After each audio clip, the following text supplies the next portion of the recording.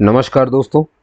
आयकर यानी कि Indian agriculture research institute new Delhi, इसमें 462 पोस्ट खुली हुई हैं जिनके ऊपर हम बात करने वाले हैं। हम बात करेंगे इनकी एलिजिबिलिटी की कि क्या इनकी एलिजिबिलिटी है, ठीक, और कौन कौन इसको अप्लाई कर सकता है ना, हु कैन अप्लाई, ठीक है। इसका एजुकेशनल क्वालिफिकेशन क्या है, इसका जो सिलेक्शन क्राइटेरिया है वो क्या है ना। सिलेक्शन अब मतलब समझ जाइए कि पेपर होगा, है ना, कितने पेपर होने, कितने लेवल पे होने, इंटरव्यू है क्या है, डिस्क्रिप्टिव भी है कि नहीं है, तो एक एक बात बताऊंगा और पूरा वीडियो सुनिएगा ताकि आप एक एक चीज़ समझ जाएं, कहीं आपको दिक्कत ना रहे। और अगर कहीं दिक्कत रह गई तो आप मुझे कमेंट करके पूछ सकते हैं। और जैसा कि आपको पता है कि डिस्कशन विद मनोज की यही खासियत है कि मैं एक एक रिप्लाई का आंसर देता हूँ और देता ही हूँ। थोड़ा सा डिले हो सकता है दोस्तों, क्योंकि आप ही काम में लगा रहता हूँ, यही सब चीज़ें बहुत डिटेल में पढ़ता हूँ। पूरी पीडीएफ आप देख रहे हो, ये 44 पन्ने की पीडीएफ है और मैंने आपके लिए पूरी पढ़ी है। तो डिस्कशन विद मनोज में मैं यही काम करता हूँ कि पूरा अच्छे से उसे डिटेल में पढ़ के आपको शॉर्ट टाइम पे उस चीज़ को प्रोवाइड कर दूँ और आप उसको अप्लाई करें, टाइम रहते रहते उसका बेनिफिट लें, ठीक है। तो हम इसमें सब बात करेंगे दोस्तों ना, सारी चीज़ें, और एग्जाम का पैटर्न कैसा है और एग्जाम में क्या क्या आपको पढ़ना है मैं वो तक बताऊंगा, ठीक है। पूरा सिलेबस आपके सामने भी दूंगा, है ना, जितने भी लेवल है, प्री होना है, मेंस होना है, कि कुछ होना है कि नहीं होना है, वो सारी बातें हम इसमें करेंगे, ठीक है। और यही वजह दोस्तों कि देखिए, मैं क्या करता हूँ, नोटिफिकेशन जब आता है तभी मैं उसको समझाने लगता हूँ आपको, ठीक है। तो आपके पास अच्छा खासा टाइम रहता है, आप उसके लिए प्रिपेयर कर सके। तो इसके लिए ज़रूरी है दोस्तों कि आप यहाँ पर सब्सक्राइब करो और साथ में बेल आइकन प्रेस करो, है ना। दोनों चीज़ें बहुत इंपॉर्टेंट है। सब्सक्राइब और बेल आइकन ये आप ही के लिए होता है, ये हमारे लिए नहीं होता है। सब्सक्राइब उस चैनल को किया जाता है जहाँ से आप एक वीडियो मिस नहीं करना चाहते, जहाँ पे आप सारे वीडियो देखना चाहते हैं उसके, क्योंकि वो आपको काम देंगे, ठीक है। अब देखिए, गानों के आप सुनते ही, ये सब सुनते हैं, ठीक है, कुछ अपने काम के भी सुना करें, और ये आपके काम का चैनल है, ठीक है। मैं ऐसे चैनल नहीं कहता हूँ, मैं ऐसे अभियान कहता हूँ, आपने कई बार सुना भी होगा, ठीक है। तो खैर, फालतू की बातें नहीं करते। मुद्दा ये था कि आपको ये बताना मेरा काम है, बाकी आपके ऊपर है दोस्तों, ठीक है। बेल आइकन से होता ये है कि मैंने वीडियो अगर आज बनाया तो आज ही क्या जी आपका मोबाइल आपको बता देगा कि आज ही डिस्कशन विद मनोज में एक जॉब के बारे में बताया गया है, ठीक है। तो आप उसको तुरंत देख लेंगे तो अपनी प्रिपरेशन और उसको अप्लाई कर पाएंगे। भाई ये क्यों ज़रूरी है, मान लो मैंने आज बनाया और इसकी डेट खत्म हो गई और ये वीडियो आपको तब मिला, मान लो आपने बेल आइकन और सब्सक्राइब नहीं किया है, तो ये वीडियो आपको 1 महीने बाद भी मिल सकता है, हो सकता है तब तक इसकी डेट निकल गई हो, तो ये आप समझ गए किसके लिए वेस्ट हो गया, ये आप ही के लिए वेस्ट हो गया, ठीक है दोस्तों। और जॉब सबसे इंपॉर्टेंट है, ये मैंने आपको बता दिया है। चलिए स्टार्ट करते हैं यहाँ से। तो ये रिक्रूटमेंट है दोस्तों, ये जो 462 पोस्ट निकली हुई है, ये असिस्टेंट की पोस्ट है, ठीक है। और इनने साफ साफ बोला ये कॉम्पिटिटिव एग्जाम हम करवाएंगे। कॉम्पिटिटिव एग्जाम का मतलब ये दोस्तों कि इन्होंने 3 लेवल रखे हुए हैं। एक इन्होंने रखा है प्री, और फिर ये लेंगे आपका मेंस, ठीक है। प्री आपका 1 घंटे का होगा और मेंस वहीं पर आपका 3 घंटे का होगा। अब ये 3 घंटे भी मैं बता दूं आपको कि ये 2 हिस्सों में बटे हुए हैं। एक 2 घंटे का पेपर है, एक 1 घंटे का पेपर है। सर 2 घंटे का ये पेपर 1 है, ठीक है, और 1 घंटे का ये पेपर 2 है। इसका नेचर कैसा है, जो पेपर 1 2 घंटे का होना है ये दोस्तों ऑब्जेक्टिव है ना, यानी कि 4 ऑप्शन मिलेंगे आपको। लेकिन ये वाला जो आप देख रहे हो ना, ये डिस्क्रिप्टिव है, यानी लिखना पड़ेगा। और ऑब्जेक्टिव वाला ऑनलाइन होगा और डिस्क्रिप्टिव वाला आपका ऑफलाइन होगा। मतलब इसमें आपको पेपर देंगे और लिखने के लिए बोलेंगे। तो इसमें क्या लिखना है सर, इसमें निबंध लिखना है, ऐसे है ना, निबंध हो गया, चिट्ठी, लेटर वगैरह लिखना पड़ता है, ये सब होता है। और ये जो ऑफलाइन वाला मामला है, इसको आप चाहे तो इंग्लिश में भी लिख सकते हो, ये इसकी खासियत है, और आप चाहे तो इसे हिंदी में भी लिख सकते हो, ठीक है। दोनों मिक्स नहीं हो सकता, ये भी ध्यान रखेंगे। या तो इंग्लिश में दीजिए पूरा, ये सेकंड पेपर की बात कर रहा हूँ मैं आपसे। मेंस में सेकंड पेपर का जो डिस्क्रिप्टिव है, जिसमें निबंध लिखना है, चिट्ठी लिखना है, वो आप इंग्लिश में भी कर सकते हैं और आप चाहे तो हिंदी में भी कर सकते हैं, ठीक है। किसी एक में करना है, दोनों मत मिक्स कर देना, ठीक है। और सर प्री वाला, ये जो प्री है 1 घंटे का, ये आपका कंप्यूटर बेस्ड टेस्ट होगा, ठीक है, 1 घंटे का ही है ये। तो ये हो गया प्री, ये हो गया मेंस, ठीक है। और जब आप प्री क्वालिफाई कर लेंगे ना, तब आपको मेंस में जाने का मौका मिलेगा। समझ गए आप इस बात को, तो इसका आपको ध्यान रखना है, ठीक। तो डिस्क्रिप्टिव आपको बता दिया सर। अब अगर पेपर 2 निकाल लिया और फिर डिस्क्रिप्टिव भी निकाल लिया, तब आपका ये लोग लेंगे स्किल टेस्ट। क्या लेंगे साहब, तब ये लेंगे आपका स्किल टेस्ट, है ना। ये इसके बाद आएगा, मेंस के बाद आता है आपका, यहाँ पे जगह नहीं बची है, फिर भी मैं लिख देता हूँ, है ना। कहाँ लिख दूँ, ये यहाँ लिख देता हूँ, ठीक है। इसके बाद आपका आ जाएगा स्किल टेस्ट। और स्किल टेस्ट में बताया था मैं, कई लोग बोलते क्या होता है इसमें, होगा दोस्तों सीपीटी। सीपीटी का मतलब होता है कंप्यूटर प्रोफिशिएंसी टेस्ट। इसको कंप्यूटर प्रोफिशिएंसी का मतलब कंप्यूटर आता कितना है आपको वो बताया जाता है। तो इसको भी 3 लेवल में बांट दिया गया है ना। एक मतलब इसमें देखो, एक तो स्प्रेडशीट बनाने के लिए बोला जाएगा आपको, स्प्रेडशीट आप समझ गए होंगे, एक्सेल वगैरह में ये सब में आता है ना। और प्रिपरेशन ऑफ स्लाइड आता है, प्रिपरेशन स्लाइड मतलब पावर पॉइंट से पूछ लिया गया। और एक वर्ड आ गया यानी एमएस वर्ड पूछ लिया गया, तो इनकी थोड़ी तैयारी कर लेना, ठीक है। और एक एक के लिए 15-15 मिनट मिलेंगे, ये इसके लिए भी 15 मिनट का ड्यूरेशन है। स्प्रेडशीट बनाने और उसके बारे में पूछेंगे तो उसका भी 15 मिनट है।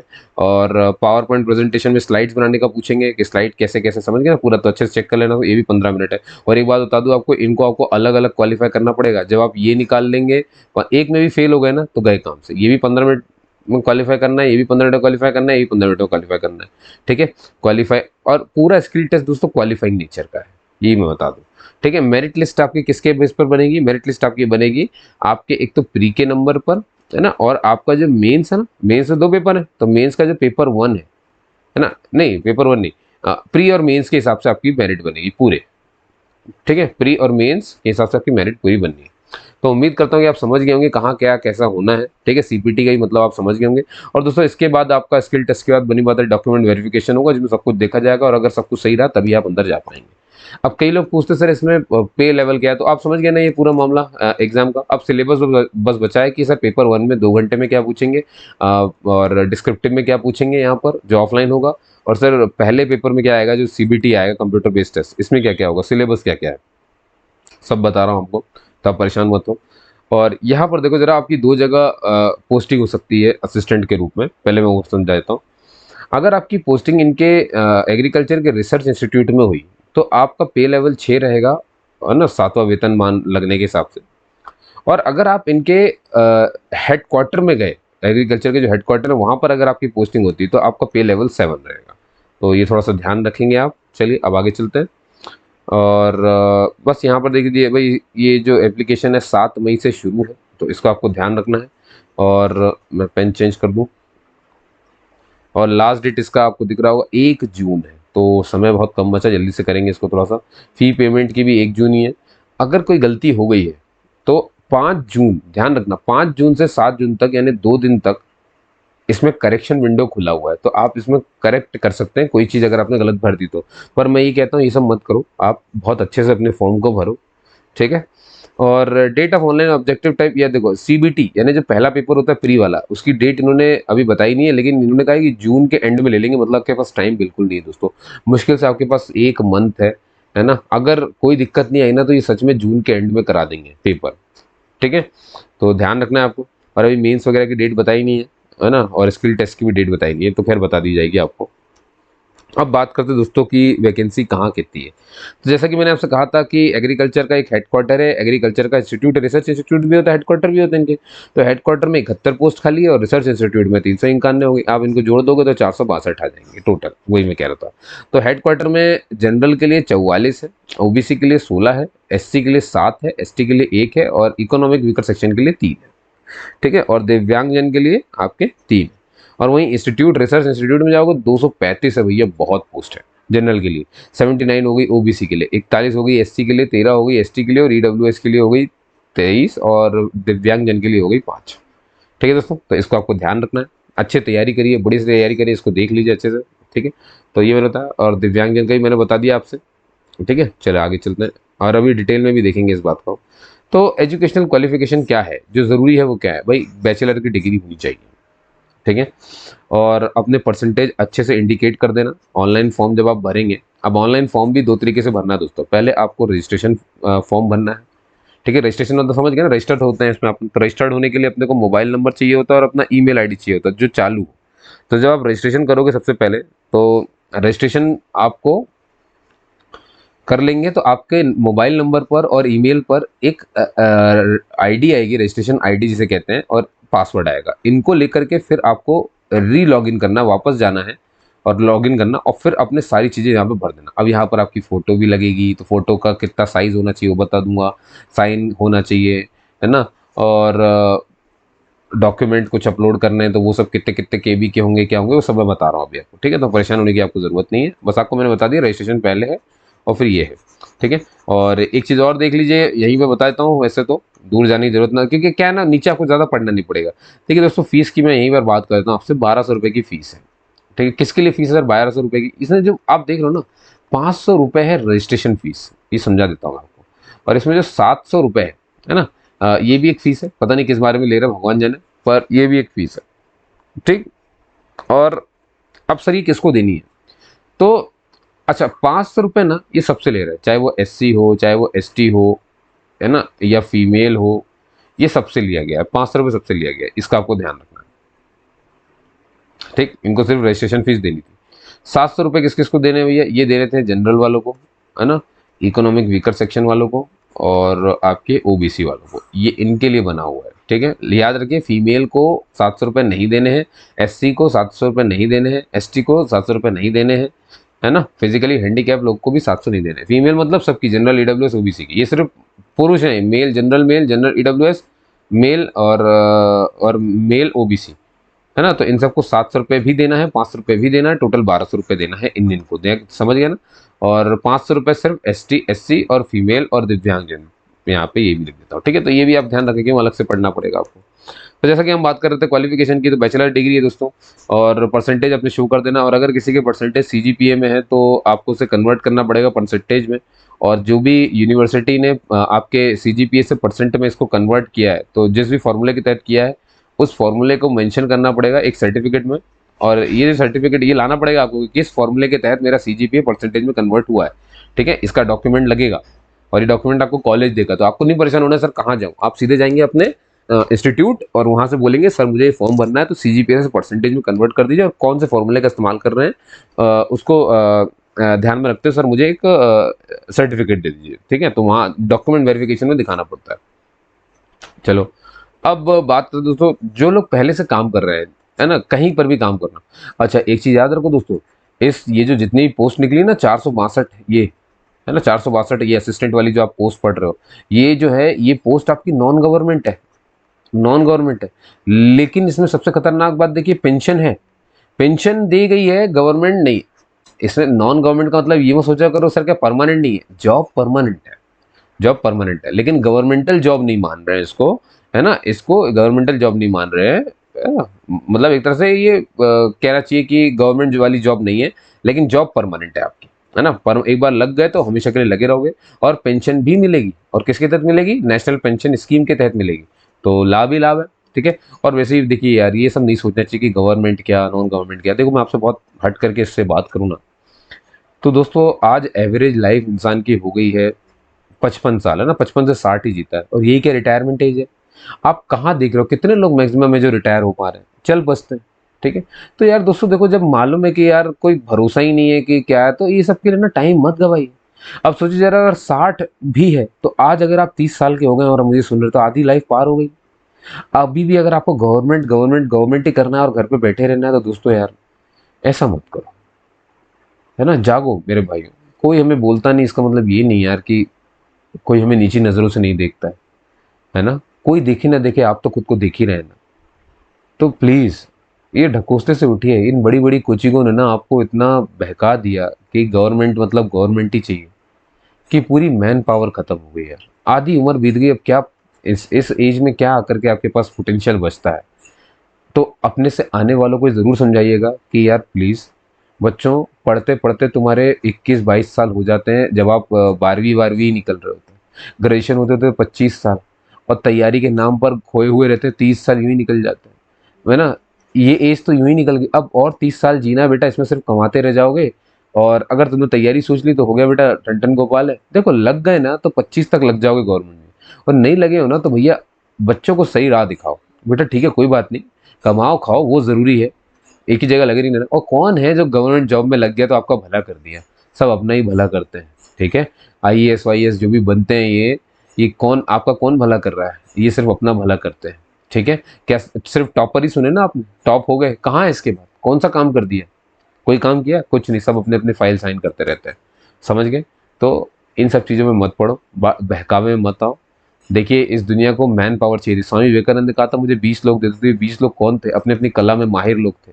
अगर कोई इंसान अपनी कला में माहिर होता है, एक्सपर्ट होता है, भाई आप में से कई लोग खाना अच्छा बनाते होंगे, कई लोग कपड़े अच्छे सिलते होंगे, कई लोग कपड़ों का अच्छा काम करते हैं, कई लोग के पास क्राफ्ट का नॉलेज होता है, बहुत तरह के नॉलेज होता है। आप अपने नॉलेज को दबा करके इन तैयारियों में कूद जाते हैं, ठीक है। और मैं कहता हूँ देखिए, अगर जॉब इंपॉर्टेंट ना, तो जॉब कोई भी लो, फिर ये मत सोचो कि प्राइवेट है कि क्या है, कि टेम्परेरी है कि परमानेंट है ना। ये आप समझ गए होंगे मेरी बात, ठीक है। तो प्लीज कोई भी आपको हीन भावना से देखे ये मुझे बर्दाश्त नहीं हो रहा है, तो आपको कैसे हो रहा है, आप आगे बढ़िए। ये जो मैं मेहनत करता हूँ ना, एक एक लाइन क्यों पढ़ता हूँ, ताकि आपका टाइम बच जाए, आप इन सब चीज़ों के लिए अप्लाई करो। एक जॉब ले लो यार, मुझे कुछ नहीं दोगे आप, ट्रस्ट मी, आप मुझे सच में कुछ भी नहीं दोगे, है ना। आप सिर्फ एक मैसेज डाल दोगे ना, तो मुझे लगेगा कि ये जो मैं अभियान कर रहा हूँ ये मेरा सफल हो गया।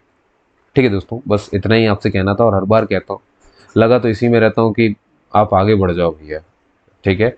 चलिए मेरे भाइयों, इसी के साथ यहाँ पर आगे, तो जैसा कि मैंने आपसे कहा कि अगर कोई भी पहले से किसी गवर्नमेंट जॉब में है, ठीक है, तो या फिर अब वो गवर्नमेंट जॉब में हो, चाहे वो परमानेंट हो चाहे वो टेम्परेरी हो, है ना, आपको क्या करना है, एनओसी लाना है। एनओसी का मतलब होता है नो ऑब्जेक्शन सर्टिफिकेट। जो भी जॉब में होते हैं चाहे प्राइवेट किसी में, तो ये अपने बॉस से ये लेकर के आना सर्टिफिकेट कि बॉस इसमें ये लिखता है कि हमें कोई आपत्ति नहीं हमारी कंपनी को कि हमारा एम्प्लॉय आपका ये एग्रीकल्चर वाला पेपर देने आया है, इसका असिस्टेंट वाला पेपर देने आया है। तो ये दिखाना बहुत जरूरी है, ये आपको ध्यान रखना है, ठीक है। मतलब ये परमिशन है, ये आपको ध्यान रखना। एग्जाम सिटीज के बारे में बता दूं दोस्तों, देखिए बहुत इंपॉर्टेंट है। मैंने आपसे कहा कि एक आपका प्री होगा, और मैंने आपसे कहा कि एक आपका मेंस होगा। प्री आपका 1 घंटे का होना है, ठीक है। अब प्री होना तो इसके लिए भी तो एग्जाम सेंटर तो चाहिए होंगे आपको, ठीक है।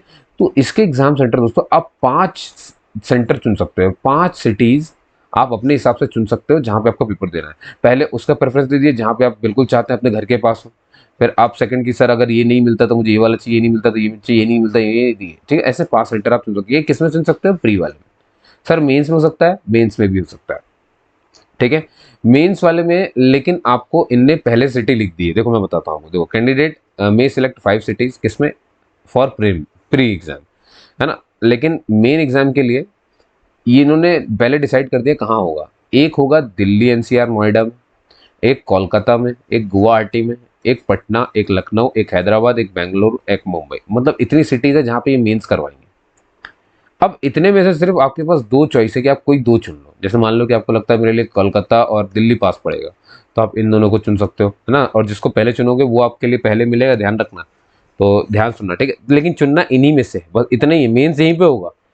5 सिटीज जो आपकी जो प्री है ना, वो तो पूरे इंडिया में कहीं भी होगा, कहीं भी होगा। बहुत लंबी लिस्ट है सिटीज की, तो 5 चुन सकते हो। लेकिन जो मेंस एग्जाम है उसके लिए आपको यहीं कहीं जाना होगा, या तो दिल्ली जाओ, कोलकाता जाओ, गुवाहाटी जाओ, पटना, लखनऊ, हैदराबाद, बेंगलुरु, ये सब में। समझ गए दोस्तों, तो ये आपको ध्यान रखना है मेन एग्जाम के लिए। चलिए, एज की बात आप करते हैं तो मिनिमम आपकी उम्र 20 होनी चाहिए और 30 इतनी होनी चाहिए, ठीक है। छूट की मैं बात करूँ दोस्तों, तो एससी और एसटी को 5 साल की छूट है, ओबीसी को 3 साल की छूट है, और जो पर्सन विद डिसेबिलिटी होते हैं इनको छूट अलग अलग होती है। अगर ये आपके जनरल से हैं तो 10 साल की छूट मिल जाएगी। अगर ये आपके ओबीसी से हैं, पीडब्ल्यूडी, तो 15 साल की छूट मिल जाएगी, सॉरी 13 साल की छूट मिल जाएगी। और अगर ये एससी एसटी से हैं तो इनको जो है 15 साल की छूट मिल जाएगी। समझ गए, तो ऐसा होता है। लेकिन किसी भी हालत में दोस्तों 45 से ऊपर एज नहीं जाएगी। आप देखोगे ध्यान से, देखो सबसे ज्यादा छूट यही मिल रही है, 15 साल। अब आप 30, ये मैक्सिमम है, इसमें जोड़ना है ये आखिरी में, तो 45 डिग्री, मतलब 45 से ऊपर कोई भी एज नहीं जाएगी। सर एज काउंट कहाँ से करना है, आपको ये ध्यान देना है कि 1 जून 2022 तक आप 30 साल के हो जाने चाहिए, 30 साल से ऊपर नहीं होने चाहिए, ठीक है। बस इतनी सी बात है, आप कर लेना। तो 20 साल, और ये तो ये जो 5 साल की छूट है इसका मतलब क्या है सर, ये जो 30 लिखी है ना, ये जनरल के लिए है। अगर एस सी को देखना है तो उनके लिए 35 हो गई, ओबीसी को देखना है उनके लिए 33 हो गई, ठीक है। पीडब्ल्यूडी के लिए फिर बढ़ता चला जाएगा, 40, 43 और 45 हो जाएगा। 45 से ऊपर रीच जाएगी नहीं। उम्मीद आप समझ गए होंगे, यही सब यहाँ पे लिखा हुआ है, ठीक है। चलिए अब आगे बढ़ जाते हैं दोस्तों, और अपनी डेट ऑफ बर्थ आपकी जो भी रहेगी, जो भी आपकी डेट ऑफ बर्थ रहेगी, ये क्या हो क्या रहा है इसमें, एक सेकेंड, है ना, ठीक है। कोई दिक्कत आई रही होगी, टेक्निकल चीज़ें होती रहती, खैर आप सुनिए। तो डेट ऑफ बर्थ आपकी जो भी है वो 10th के हिसाब से होनी चाहिए दोस्तों, इसका आपको ध्यान रखना है, इसमें कोई गलती मत कर देना, ठीक है। अब तो देखो आपका नाम, आपके पिता का नाम और आपकी डेट ऑफ बर्थ, ये सब कुछ आपके 10th के हिसाब से होता है, तो इसका आपको ध्यान रखना है, ठीक है। और जितने भी मैंने आरक्षण वाले बात कही ना, जैसे कि एससी हो गई, एसटी हो गया, या आपका ओबीसी, खासतौर पे नॉन क्रीमी लेयर, क्योंकि ओबीसी का आरक्षण सिर्फ नॉन क्रीमी लेयर को मिलता है, क्रीमी लेयर को नहीं मिलता है। ओबीसी दो तरह के होते हैं, creamy layer, non creamy layer, ठीक है। तो ये सिर्फ ओबीसी नॉन क्रीमी, जहाँ पे भी ओबीसी लिखा होता है ना, वहाँ वो नॉन क्रीमी लेयर के लिए होता है। तो इसका एक सर्टिफिकेट आता है। ऐसे ईडब्ल्यूएस होता है, इकोनॉमिक वीकर सेक्शन, इनका भी एक सर्टिफिकेट आता है, इसका नाम होता है इनकम एंड एसेट सर्टिफिकेट। और ये सारे सर्टिफिकेट दोस्तों इसी पीडीएफ में नीचे की तरफ दिए हैं। और ये भी बता दूं मैं, ये सारे सर्टिफिकेट आपके सिर्फ गवर्नमेंट ऑफ इंडिया के फॉर्मेट पे चलेंगे, ठीक है, गवर्नमेंट ऑफ इंडिया के फॉर्मेट पे। और मान लो फिजिकल विद डिसेबिलिटी हो आप, तो आपको मेडिकल सर्टिफिकेट आपको दिखाना पड़ेगा, तभी तो मानेंगे हम, ठीक है।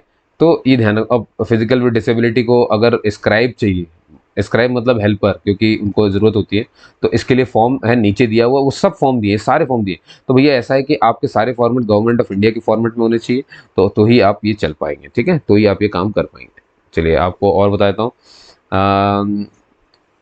ठीक है, ये तो खैर मैंने बता दिया आपको, इसमें कोई बड़ी बात नहीं। ये देखो, अच्छा अब यहाँ पर ध्यान सुनेंगे कि आपको अटेस्टेड कॉपी सबमिट करनी है कास्ट सर्टिफिकेट की, जितने भी है ना, एससी, ओबीसी, ईडब्ल्यूएस, ये सब है ना, इनको अपने अटेस्टेड कॉपी, इसका मतलब ये कि आपको जो भी कास्ट सर्टिफिकेट है ना, उसकी कॉपी निकालना, कॉपी पे अपना साइन कर देना। तो जब आप किसी भी फोटोकॉपी पे अपना साइन करते हैं तो उसे अटेस्टेड कॉपी कहा जाता है, ठीक है। तो ये कर देना आप जरा सा, ये सब रखना है आपको, पहले बता दिया मैंने। अपने ओरिजिनल भी रखो, उनकी फोटोकॉपी भी रखो, उनकी फोटोकॉपी पे साइन भी कर दो, ठीक है। और ऐसी सेम ओबीसी के लिए। और डेट ये देख लो भैया, इशू होना चाहिए 1 जून को, या फिर 1 जून के बाद भी हो सकता है, चलेगा। कब का जून है ये? 2021 का है, पिछले साल का, मतलब इससे पुराना नहीं चलेगा, ये अभी का ही होना चाहिए। और इकोनॉमिक वीकर सेक्शन के लिए मैंने बता दिया आपको, इनकम एंड सर्टिफिकेट है ना, इकोनॉमिक वीकर सेक्शन के लिए। और ये पर्सन विद डिसेबिलिटी के लिए, तो इनको ये हटा हुआ है पे भी, ये अब आपको पता है चीज़ें, ठीक है। और ये आगे दोस्तों फीस, जो कि मैंने आपको पहले ही समझा दिया है, दिख रहा है आपको, ये 700 रुपये, अच्छा एग्जामिनेशन फीस है ये, ठीक है। और 500 रुपये रजिस्ट्रेशन फीस है। तो इनको जोड़ दोगे तो 1200 रुपये फीस देनी है, यूआर, ओबीसी और एनसीएल और ईडब्ल्यूएस इनको, ठीक है, समझ गए। तो इनको 1200 देनी है। और ये देखो जरा, महिलाओं को एस सी एस टी और पीडब्ल्यूडी, इनको एग्जामिनेशन फीस नहीं देनी है, लेकिन रजिस्ट्रेशन फीस देनी है, तो सिर्फ 500 रुपये फीस हो जाएगी इनकी। ये लिंक दी हुई दोस्तों, इस पर जाना है आपको। लिंक तो खैर मैं अभी ओपन, इसी में जाकर के अप्लाई करना है, तो खैर अप्लाई करना तो आपको पता है, मेन चीज़ आपको बता दूं मैं यहाँ पे, ठीक है। और डॉक्यूमेंट आपको वेरिफिकेशन होगा आपका ओरिजिनल डॉक्यूमेंट्स का, तो जब आप 3 स्टेप निकाल लेंगे तभी होगा ये, ठीक है। तो सब कुछ रेडी रखना। अब यहाँ पर देखिए, इनने बोला है कि जब जो लोग प्री निकाल लेंगे उनको मेंस के लिए बुलाया जाएगा, और मेंस के लिए बुलाने पर ये लोग 10 गुना बच्चे बुलाएंगे, ठीक है ना, ध्यान रखना। जिन्होंने सीबीटी क्वालिफाई की है उनका 10 गुना बुलाया जाएगा, ठीक है, क्योंकि भाई मालूम है ना, बहुत सारे लोग हट जाएंगे, तो 10 गुना बच्चे ज़्यादा बुलाए जाएंगे मेंस एग्जाम में। मतलब कितना होगा, एक पोस्ट के लिए 10 बच्चे को बुलाया जाएगा, ये कहा जा रहा है, ठीक है। चलिए बहुत बढ़िया है ना, ये भी आपको ध्यान रखना है। और अब ये देखो दोस्तों, ये है मिनिमम क्वालिफाई। अगर आपको मिनिमम इतना लाना पड़ेगा तब जाके आप क्वालिफाई होंगे, किसमें? प्री और मेंस में, है ना। प्री और मेंस से जो आप इतना ले आओगे, जैसे अंडर ग्रेजुएट के लिए 30% तो लाना पड़ेगा, ओबीसी डब्ल्यूएस के लिए 25% लाना पड़ेगा, इतने मार्क्स लाने पड़ेंगे। और ये प्री और मेंस को मिला करके दोस्तों, समझ गए, तो ध्यान रखना। और मैंने बता दिया ना, मेंस में 2 पेपर होने हैं, पेपर 1। और देखो पेपर 1 मेंस में भी देखो, पहले तो प्री जब पास करोगे, है ना, कितना ले आना पड़ेगा आपको, कितना ले आना पड़ेगा? 30% लेकर के आना ही पड़ेगा। जब उतना ले आओगे तब मेंस देना मिलेगा, और मेंस में पेपर 1 पहले होगा। जब ये आप क्वालिफाई कर लेंगे तब पेपर 2 यानी डिस्क्रिप्टिव आप दोगे, समझ गए। तो ये आप ध्यान रखो, एक एक के बाद एक एक चीज़ निकालनी पड़ेगी। और जब पेपर 2 निकल जाएगा तब आपको स्किल टेस्ट के लिए बुलाएंगे, सीपीटी, है ना, स्प्रेडशीट, वर्ड प्रोसेसिंग और स्लाइड बनाने के लिए 15-15 मिनट में। और जब एक एक निकलेगा तभी बचोगे, और जब सब निकल जाएगा तब आपकी मेरिट लिस्ट कंप्लीट बनाई जाएगी। और अगर मेरिट लिस्ट में आप अच्छे रहे, अच्छे नंबर आए हुए, सब बढ़िया है, तो बस आप ऊपर है। देखो लिखा है आफ्टर क्वालिफाइंग मेंस पीएनटी, तब आपको बुलाया जाएगा स्किल टेस्ट के लिए। उम्मीद करता हूँ समझ गए होंगे, है ना। कंप्यूटर प्रोफिशिएंसी टेस्ट जो है, ये देखो ये मस्ट है, तो देना ही पड़ेगा। और ये क्वालिफाइंग नेचर का पहले ही बता दिया था मैंने आपको, ठीक है। मेरिट लिस्ट आपकी जो बनेगी दोस्तों, वो बनेगी पेपर 1 एंड पेपर 2, ठीक है, ठीक है। देखो क्लियर हो गई बात यहाँ पर, है ना। ये मैंने लिखा भी था वहाँ पर, थोड़ा सा अगर गलत हुआ तो सही कर लेना। आपकी मेरिट पूरी की पूरी बन रही है सिर्फ मेंस के हिसाब से, मेंस का पेपर 1 और मेंस का पेपर 2, ठीक है। यहाँ पर ये बात मैं क्लियर कर देता हूँ, चलो ये इसीलिए वीडियो पूरा देखना चाहिए, ठीक है। और बस ठीक है। तो देखो लिखा है कि जो क्या कहना चाहिए, मेंस एग्जाम्स ओनली के हिसाब से हम मेरिट बनाएंगे, फाइनल लिस्ट बनाएंगे सिलेक्ट कैंडिडेट की। मतलब बाकी मतलब मेंस को छोड़ करके पेपर 1 पेपर 2 को जो आगे और पीछे हो रहा है, यानी कि प्री जो हो रहा है और जो सीपीटी हो रहा है, वो सब कुछ आपका सिर्फ क्वालिफाई है, मतलब क्वालिफाई तो करना पड़ेगा। और अप्लाई कैसे करना दोस्तों, ये मैंने आपको बता दिया है कि वहाँ जाना भी दिखा दूंगा रिक्रूटमेंट सेल के, उसमें आपको एग्री करना पड़ता है, स्टार्ट करना पड़ता है।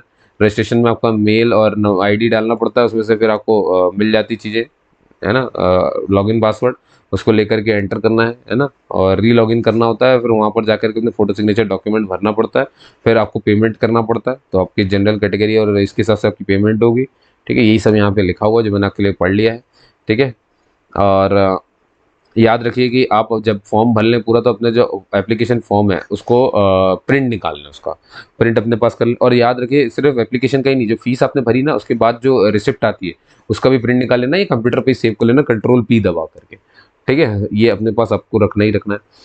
और ये अब डॉक्यूमेंट्स में जो बता रहा हूँ इनको आपको रखना है रेडी, है ना, जब आप ऑनलाइन फॉर्म भर रहे हो। ठीक है, क्या क्या चीज़ें हैं दोस्तों, देखो नोटिफिकेशन तो इसलिए लिखा है, ये लगाना नहीं है, ये आपके पढ़ने के लिए आपको क्या क्या लगाना है। ठीक है, अब देखो सबसे पहले तो आपका 10th की मार्कशीट आपके सामने, उसका स्कैन कॉपी रख लो। फादर्स नेम वो उसी में रहेगा, 10th के हिसाब से चल जाएगा, है ना। अब आपकी कास्ट सर्टिफिकेट कौन सी है आपकी, देख लो ध्यान से, वो पूरा रखो रेडी, है ना। और फिजिकली हैंडीकैप अपने हिसाब से इसको रेडी रखें। आपका कंप्लीट एड्रेस आपको तैयार रखना है कि क्या आपको लिखना है, complete permanent address, correspondence address, मतलब चार, अगर परमानेंट में नहीं है तो करस्पॉन्डेंस। ठीक है, और अगर दोनों सेम है तो सेम है, सब आप कर दिया। ठीक है, और 10th की मार्कशीट अपनी क्वालिफाई वो प्रिंट कर लो, मतलब स्कैन कर लो। ठीक है, सिटीज़ अपनी चुन लो, ऑनलाइन एप्लीकेशन में अपने नेट बैंकिंग वगैरह तैयार रखो, यानी एटीएम कार्ड वगैरह तो भी भरना पड़ेगा, ईमेल आईडी और ये सब भी तैयार रखो, स्कैन फोटोग्राफ, ये सब अब मैं बता रहा हूँ भी कितने कितने केबी के। ठीक है, तो परेशान मत हो, है ना। और ये आ गया भैया। चलो अब देखो भाई, फोटोग्राफ आपकी दोस्तों जेपीजी में रहेगी, 50 से 80 केबी के बीच में। फिर आप सिग्नेचर देख लो, ब्लैक इंक से करना, है ना, ये 10 से 30 केबी के बीच में जेपीजी फॉर्मेट में। फिर आपके जो बाकी सर्टिफिकेट है 10, ये इसको छोड़ दो। ठीक है, ये सिग्नेचर और फोटो छोड़ के बाकी जब जो भी सर्टिफिकेट है, 10वीं ग्रेजुएशन, आपके SC ST, ये सब के सब ध्यान रखना 50 केबी से 100 केबी के बीच में होने चाहिए और जेपीजी फॉर्मेट में होने चाहिए। ठीक है, चलिए बहुत बढ़िया, और क्लियर सबमिट करना जरा। और मैंने बता दिया पोस्ट आपकी नॉन गवर्नमेंट है लेकिन पेंशनेबल है। ठीक है, और परमानेंट जॉब है, ये भी आपको ध्यान रखना है। और यहाँ के लोग अप्लाई कर सकते हैं, इंडिया, नेपाल, भूटान और सब जगह के, बहुत सारे लगा के, और ये कुछ अफ्रीकन कंट्रीज हैं, यहाँ के भी लोग अप्लाई कर सकते हैं, तो ये भी आप देख सकते हो। Candidate must have document, caste certificate. और ये देखो, ये तो वही वही बात ही बार बार लिख देते हैं कि आपके पास अगर आप रिजर्वेशन का फायदा उठा रहे हो तो आपके पास होना चाहिए। ठीक है, और दोस्तों ये रहा सबसे इंपॉर्टेंट चीज़ यहाँ पर, जिसको मैंने क्रॉस कर दिया है, तो मैं इसको हटा देता हूँ थोड़ा सा पहले। ये नंबर ले लो, कोई दिक्कत आए इस पर तुरंत कॉल करना है, 061088757 3। ठीक है, 022 इसका कोड है। तुरंत इसमें जो है आपको अपने डाउट पूछ सकते हो। ठीक है, ये इन्हीं का नंबर है, इन्हीं का नंबर है। और कब से कब तक पूछना है ये आपको ध्यान रखना है कि मंडे से सैटरडे तक पूछ सकते हैं, और सुबह 10 बजे से शाम के 6 बजे तक। ठीक है, तो बिल्कुल सुबह मत लगाना और संडे को मत लगाना, जो साफ साफ बोल दिया है तो। ठीक है, और देखिए दोस्तों, जब आप जाएं प्री देने के लिए जाएंगे, तो आपके पास बनी बात है, आपका एडमिट कार्ड होगा, ई एडमिट कार्ड प्रिंट निकाला होगा आपने। तो एडमिट कार्ड के साथ में एक फोटो आईडी जाएगी, है ना, एक आईडी जाएगी। आईडी अब वोटर हो सकती है, ड्राइविंग हो सकता है, आधार, पैशन, पासपोर्ट, सॉरी, है ना, ये सब हो सकता है, ये सब लेकर के जाना है। ठीक है, और टाइम से पहले पहुंच जाना, क्योंकि आधे घंटे पहले, जैसे मान लो एग्जाम शुरू होना है 12 बजे, तो ये 11:30 बजे, आधे घंटे जस्ट पहले गेट क्लोज कर देंगे। यही बात इसमें ज़रूरी थी, वो मैंने आपको बता दी। और ये सब लिखा हुआ है कि क्या क्या अगर चोरी चकारी या ये ऊंची आवाज़ में या ये वो कोई चीटिंग करी तो हम जेल में डाल देंगे, फालतू चीज़ें, है ना, तो वो ध्यान रखना। यहाँ पर देखो एक चीज़ बड़ी अच्छी लिखी है कि अगर आपका अफेयर चल रहा है किसी भी शादीशुदा इंसान से, अब औरत का भी किसी शादीशुदा मर्द से चल सकता है और किसी मर्द का भी शादीशुदा औरत से चल रहा है, तो ऐसे लोग भर नहीं पाएंगे। अगर उनके रिश्ते की कोई पहचान नहीं तो वो लोग भर नहीं सकते, समझ गए ना, ध्यान रखना, किसी भी शादीशुदा से अफेयर होगा तो नहीं कर पाओगे, यही बात यहाँ पे लिखी हुई है, भर नहीं पाओगे। अभी क्यों लिखा है मेरे समझ नहीं आता, पर्सनल चीज़ों का क्या हुआ, है ना, राइट टू प्राइवेसी, अगर यही बता देगा कोई तो ठीक है। खैर होते हैं कुछ लोग इससे हट करके, शादी से हट करके अपने अफेयर चलाते हैं और उसको लीगल करते हैं, तो उनके लिए ये, है ना। और आपकी भाई ये मानसिक और शारीरिक स्थिति अच्छी होनी चाहिए, कोई भी आप में डिफेक्ट होना चाहिए नहीं होना चाहिए, ये उनको छोड़ करके, फिजिकली हैंडीकैप को छोड़ करके उनको तो माना जाना रहता है। ठीक है, और नॉर्मलाइजेशन अभी आपको समझने की ज़रूरत नहीं है, वो आपका रोल नहीं है, ना ही उससे कुछ होता है समझ लेने से, ठीक है। ये भी मैं बता दूँ आपको, ये टाइम वेस्ट नहीं करना, आप कभी मत करना, ठीक है। और आगे चल जाते हैं। और यहाँ पर भी कुछ खास नहीं है तो इसको भी हटा दो। और ये रहा दोस्तों, ये जो आप देख रहे हो ना यहाँ पर, ये इंस्टीट्यूट वाइज वैकेंसी है कि जैसे कि इनके नागपुर वाले में इतनी इतनी पोस्ट खाली है, यहाँ यहाँ पोस्ट खाली है, देख रहे हो। तो ये थोड़ा सा ना आप स्टडी कर लेना, ये पीडीएफ मैं आपको दे रहा हूँ क्योंकि इसमें वीडियो बहुत लंबी हो जाएगी और मुझे नहीं लगता ये मुझे बताने के लायक है ना। ये खैर आप खुद भी देख सकते हो, मैं वैसे भी धीरे धीरे चला रहा हूँ, तो आप चाहे तो रोक रोक करके भी देख सकते हो कि जैसे बीकानेर से कोई बंदा है तो वो अपने लिए देख ले, है ना। एक बार देख लो कि कौन सा वाला जनरल का डब्बा है, कौन सा किसका किसका, और देखो कहीं तो पोस्ट ही नहीं है ना, कहीं है तो है ही है, समझ गए। तो थोड़ा सा देख लेना, ये बिल्कुल डिटेल में बताया गया है ऐसे कि कहाँ पर कितनी है। और दोस्तों ये सीबीटी के सेंटर है, मुझे प्री एग्जाम होगा ना उसके लिए 5 चॉइस भर सकते हैं ना। तो यहाँ देखो जरा, बिहार, बिहार के इतने सिटीज आए तो आप अपने 5 सिटीज दे दो। ऐसे झारखंड के 2 सिटीज लिए गए हैं, तमिलनाडु और ये महाराष्ट्र के देखो जरा कितने सिटीज लिए गए हैं, ठीक है। ऐसे उत्तर प्रदेश के देखो जरा, तो उत्तर, अरे लाइन लगी हुई है भैया उत्तर प्रदेश की, तो 5 सिटी आप चुन सकते हो। मध्य प्रदेश के भी अच्छे खासे हैं, और भोपाल भी है ना, ठीक है। चलिए बहुत बढ़िया, इसको हटा दीजिए। अब ये सब आपको देखने और करना, तो मैं पीडीएफ की लिंक दे रहा हूँ, ये सब आप आराम से देख सकते हैं। तो दोस्तों ये आ गया हमारा सिलेक्शन स्कीम की कैसी होगी। तो आप देख रहे हैं, सबसे पहले हम बात कर रहे हैं सीबीटी है, जो हमारा पहला पेपर होने वाला है, ठीक है। 1 घंटे का पेपर है, आपको बताया था मैंने, ठीक है। और 1 घंटे का पेपर है। अब देखो जरा, 4 सेक्शन है, ABCD। तो पहले वाले में जनरल इंटेलिजेंस रीजनिंग आएगी, फिर यहाँ पर करंट अफेयर आ गया, फिर यहाँ पर मैथ्स आ गई, और यहाँ पर इंग्लिश आ गई। इंग्लिश के 25 क्वेश्चन, और एक एक सेक्शन 50-50 नंबर का है दोस्तों, 50-50-50, ठीक है क्वेश्चन की। और सारे इनके जो क्वेश्चन है 25-25 के हैं, ठीक है। अब आप समझ गए होंगे कि एक क्वेश्चन 2 नंबर का है, तो बहुत इंपॉर्टेंट हो जाता है। तो करंट अफेयर थोड़ा सा पढ़ लेना।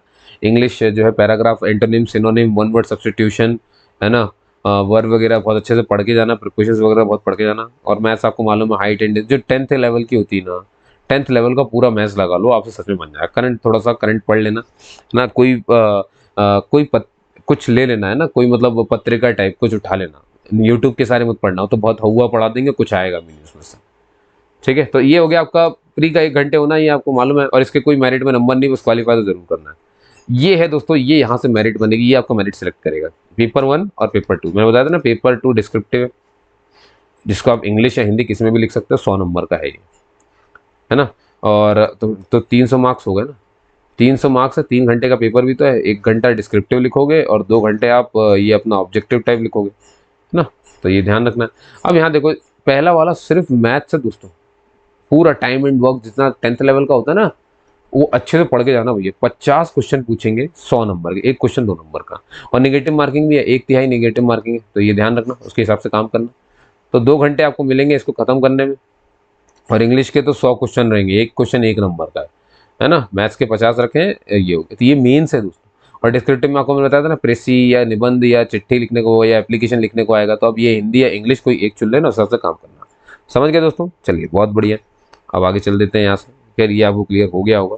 और ये तो मैंने आपको बता दिया, प्री मेंस वगैरह सब कुछ। नेगेटिव मार्किंग मैंने आपको समझाई दी है, या तो आप हिंदी में दीजिए या तो इंग्लिश में दीजिए। पेपर 2 को, डिस्क्रिप्टिव को, दोनों मत करिए, है ना। दोनों करेंगे तो कोई मार्क्स नहीं मिलेंगे आपको।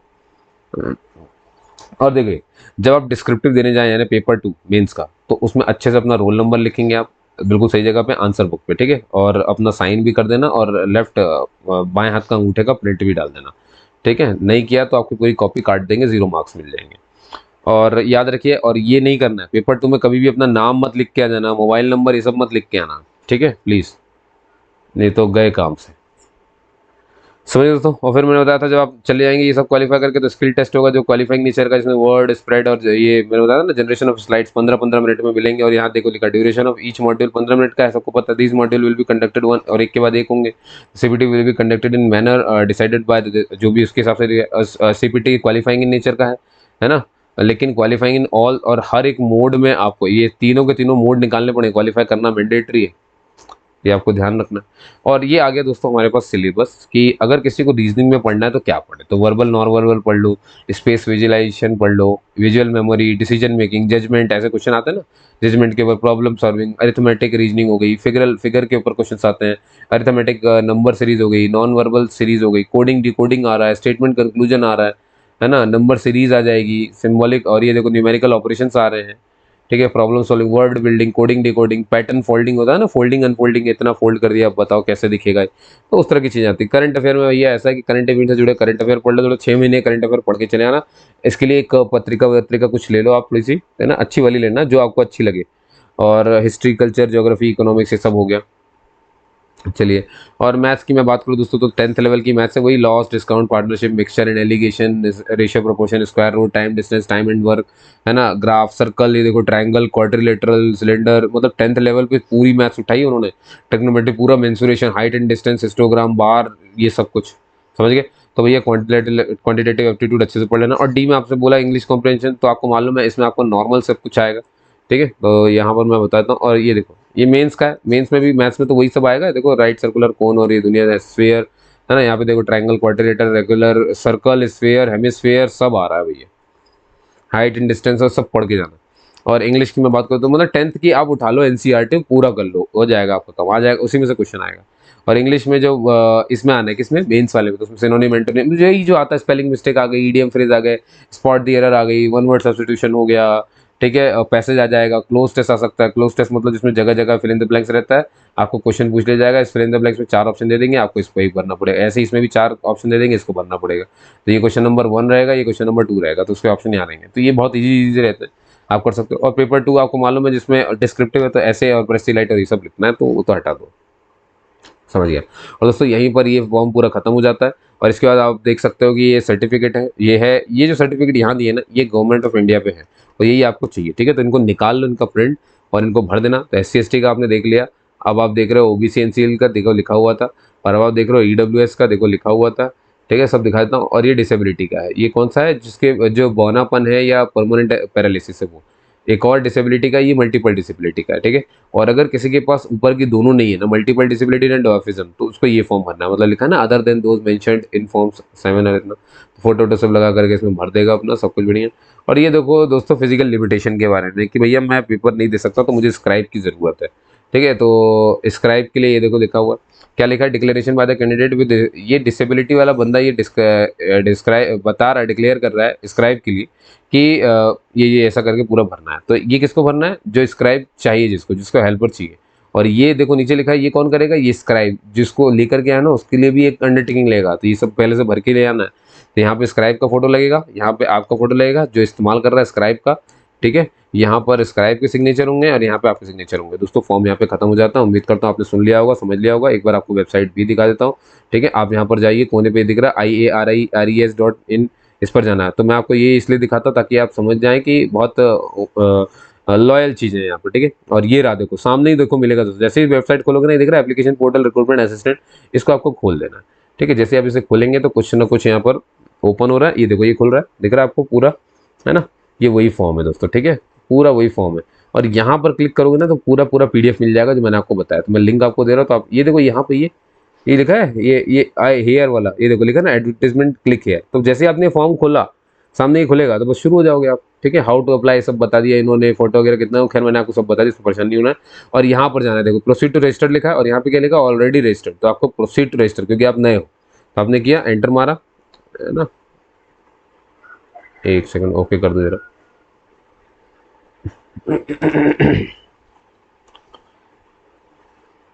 ठीक है, जो भी है, ये शायद अभी ओपन नहीं हो पा रहा है मेरे से, है ना, कुछ शायद नेटवर्क की दिक्कत आ रही होगी मेरे end से। पर कोई दिक्कत नहीं है दोस्तों, आप समझ गए ना मेरी बात कि मैं क्या समझाना चाहता हूँ आपको, बस ठीक है, आप अप्लाई करो, कोई दिक्कत नहीं है, फॉर्म खुला हुआ है ना। अच्छा मैं ये आई एग्री नहीं कर रहा था ना यार, ओके ओके, वो देखो आप खुल गया, देखा, गलती मत। और देखो नंबर भी लिखा है बच्चों, नंबर भी लिखा था 95 करके वहाँ पर, तो वो भी आप अप्लाई कर सकते हो, ठीक है। और ये जो है इसको तो भैया क्लोज कर दो, और अब आप देख सकते हो यहाँ पर, ठीक है। तो यहाँ पर अब आपको कौन सी पोस्ट के लिए आप अप्लाई कर सकते हैं वो लिखना है, ठीक है। तो असिस्टेंट है कि क्या है, असिस्टेंट ही देखो आ गया, ये भर दिया यहाँ पर।